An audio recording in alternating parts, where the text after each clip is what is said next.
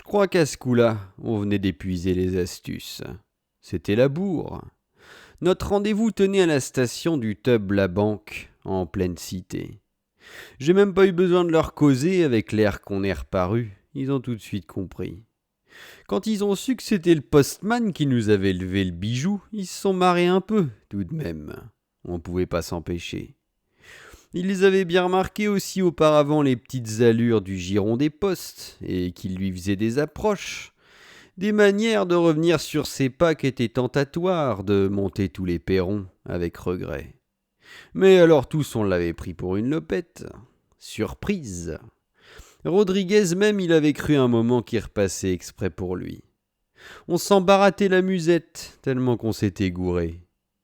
Le Bob toujours, il nous avait cinglé notre dernier beefsteak, et qu'avec des timbres-poste, de la poésie des éloignements. À la jeunesse aussi, c'est vrai, et puis au printemps, et puis aux bouclettes. Et puis qu'il avait surtout promis les sorties, la vache, comme tous les autres. Faut que ça grouille la charogne. Chante ou pas, moi je te le dis, Rodriguez. Ça peut pas rester en place. Je te ferai sortir la reine du palais Buckingham, moi. Si j'y promets un voyage qu'elle aura jamais vu, et bien contente. C'est comme ça. C'est jaloux les femmes qu'on se promène. J'en avais 3, moi, dans les affaires. Je les travaillais à la rotation. Une à Tourcoing, l'autre toujours au Barbès. Une en extra qui faisait la gare. La gare m'a tout pris. Un jour, elle se triste de la gare avec un miché qui allait bien plus loin, qui les aime. C'est fatal, un nom qui plaît, et t'es poiré. Les femmes, ça c'est rien, ça se fie au nom. Qu'est-ce que tu veux faire contre un nom?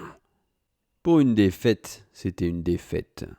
On tenait tout un banc à réfléchir. Le préposé y commençait à nous remarquer. On s'est tiré 2 arrêts plus loin, à Farrington Street. On s'est remis en réflexion. D'avis commun, fallait barrer. Pour l'Irlande, il y avait Borrow qui était partisan, mais pas Hugenbitz comme juif ni Rodriguez, qui aimait mieux l'Espagne, tant qu'à faire. Et toutes nos chances sont en Espagne, qui nous a soudain déclaré. Pour un bateau direct, il aurait fallu tâter d'abord autour des docks. Sûrement qu'on aurait piqué un clandestin, même en soute, même un voilier. Seulement, le temps de se faire apprécier par un mironton d'équipage, d'entamer la délicate conversation d'embarquement, c'était du risque pour des personnes qui avaient tout à craindre. Je me demande pourquoi au juste on nous poisserait. Il y avait du choix, des fins prétextes et des énormes. Rodriguez y prétendait que la justice anglaise était trop chère pour des cons comme nous, qu'une fois barrés sur Boulogne, ils feraient pas un seul mandat, les beefsteaks, pour qu'on revienne. Surtout qu'ils avaient bien vu qu'on s'était sonné en famille et qu'ils pouvaient pas demander mieux. Ils gardaient Yorick, Aumône, le capitaine, Trésor et le petit René, parce que c'était flagrant délit. On parlait plus de leur instruction dans les journaux. Ils seraient briqués au maximum. Quant à Lou, il se serait fait couper pour qu'on leur procure une défense. Ça lui tenait à cœur. On y pensait à Cantalou, là, dans le métro. On n'en disait rien, mais on y pensait. Voilà qui était bien fini. Espagne, moi je veux bien. Qu'a fait Borrow. Seulement, faudrait alors qu'on repasse à Paris. Là, j'aurais des faux blazes pour tout le monde. Ils étaient tous putassiers, j'ai compris. C'est du cul qu'ils entrevoyaient, même le Hugenbitz. Le plaisir, c'est pas croyable. Honte, que je leur ai dit. Bande de chiures, regardez un peu où vous sales bites vous ont mis. T'as à plus pouvoir sortir du métro, tellement qu'on est chiot. Vous avez la corde au cou, faut que vous couriez après la fente. Chassez la fesse encore ailleurs. J'aime encore mieux quand vous vous murez la gueule. Au moins vous cherchez pas des excuses. On sait où qu'on vous retrouve. Enculez-vous, merde. Même parlez pas d'aller à Paris, se faire taper les empreintes sous prétexte de tringler une autre mignonne. De plus ou de moins. J'en suis pas. Je savais ce que je disais. Eux en somme comme étrangers tous. Un Bulgare, l'autre Polonais, l'autre Argentin. Ils risquaient moins que ces zigues. Et puis, que j'ai ajouté, Oubliez pas qu'à Boulogne, c'est pas comme ici, les flics c'est tous des vicelards et des racis. Ils vous piqueront pour le plaisir, ils ont pas le genre gentleman et fainéant de ceux-ci. C'est des zélés, faut pas croire que c'est cuit votre passage. Ah, Qu'ils ont fait. tu imagines toujours. C'est vrai qu'ils étaient déjà en train d'oublier, eux. Pourtant il y avait eu de la corrida, j'ai pas rêvé. Mais c'est la guerre en face, que j'ai ajouté. C'est la vraie guerre. Pas comme ici. Vous avez trouvé une garce différence. Tout du sadique, là-bas. Avec vos bouilles 1912, on va vous trouver curieux dès l'arrivée. Je parlais comme un ange, comme un père. Seulement, j'avais pas l'âge. Malgré mon expérience, ils me croyaient pas. Ils pensaient qu'au plaisir. C'était envers et contre tous des hommes d'avant-guerre, même Borochrome et son bagne, même Rodriguez et ses 52 kilomètres de poursuite judiciaire, même Jugenbitz qui avait passé 35 frontières, la paille au cul. Rien n'y faisait, ils avaient tous reçu le coup d'export. On pouvait rien leur faire entendre, je comprenais. On me croira si on veut. Ils me faisaient de la peine. Je les voyais là dans le tub à Farrington Road, qui est une toute petite voûte, doucement lumineuse. Ils faisaient la tête, tous ensemble. Ils me cherchaient l'expression en biais. Ils me comprenaient pas. Ils me prenaient pour un ambitieux ou un lâche. C'est eux qui étaient futiles. Je peux dire que Cantalou, il en était mort. Vu que futile, au fond, c'est bien facilement assassin. On avait eu des preuves.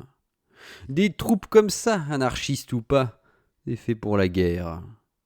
Je m'en rendais bien compte là quand ils ergotaient à me réfuter, moi qui avais eu tant raison sur le banc, au tub, à Farrington Station. Jamais on en retrouvera des troupes comme ça, aussi futiles. C'est fini en 1914, je le dis, moi. On n'en refera jamais d'autres, même qu'on les farcirait en dynamite de la glotte au trou du cul. C'est futile, voilà comment qu'on fait dans les guerres. Je croyais pas si bien dire. On verra ce qui est arrivé. Bref, je voyais ma bande devant moi, c'était triste. J'essayais encore tous mes arguments.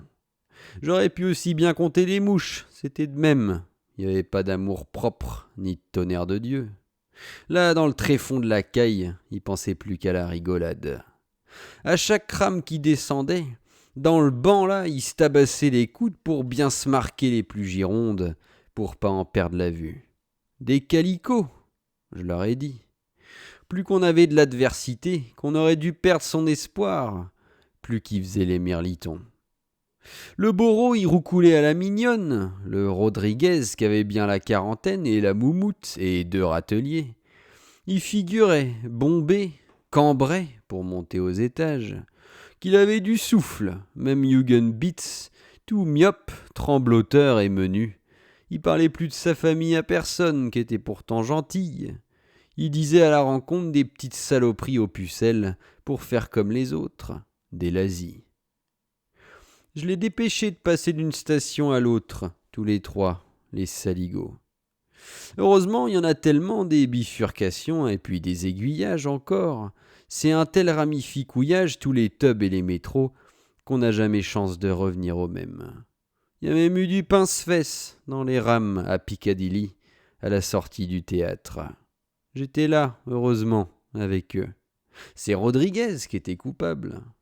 J'y ai botté le train si dur que j'y ai cassé l'os, qui m'a dit. Voilà qu'à Marylebone, tantôt à la station près du champ de course, je remarque pas Jugenbitz, qui était resté en arrière. Je le vois plus, soudain. Je me retourne. Je reviens sur mes pas. Je croyais déjà qu'il était perdu. Je crains, si myope. Que je vois, juste en dessous l'écriteau. Lui en train de se tailler un rassis toute braguette ouverte devant la môme et sa mère. Elles avaient les yeux sortis. Je lui saute sur le poil, d'un bond. Je le reconduis à la sauvette, jusqu'aux autres qui se marraient bien.